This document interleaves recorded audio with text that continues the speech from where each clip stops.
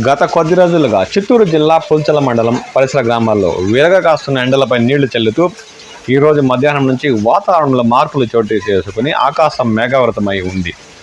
దీంతో ఇప్పుడు దాదాపు 3 గంటలకు పైగా అక్కడక్కడ చినుకులతో మొదలైన వాన వర్షంగా మారింది. కల్లూరు మరియు చుట్టుపక్కల గ్రామాల్లో అయితే 3 గంటల 30 నిమిషాల నుండి చినుకులు రాలుతూ ఇప్పుడు ఓ మోస్తారు పాటు వర్షం కురుస్తుంది. ఆ దృశ్యాలంటే మనం ఈ వీడియోలో చూద్దాం.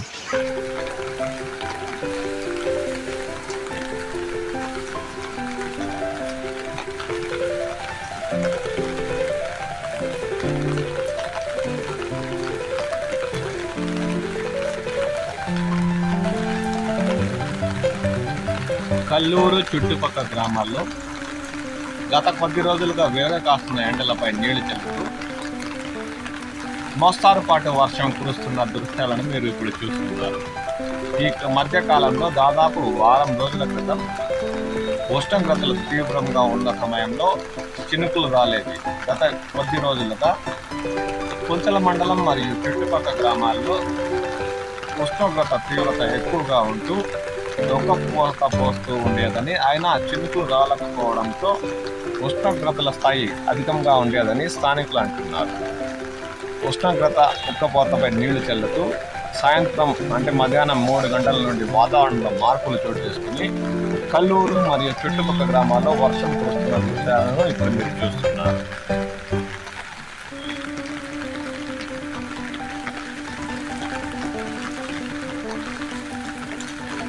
మోస్తారు నుండి భారీ వర్షాలు కురిస్తే కానీ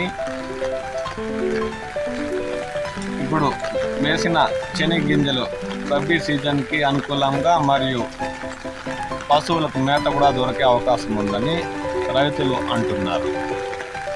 భారీ వర్షం కురిస్తే కానీ ఈ ఉక్కపోత తీవ్రత తగ్గే అవకాశం లేదని వారన్నారు.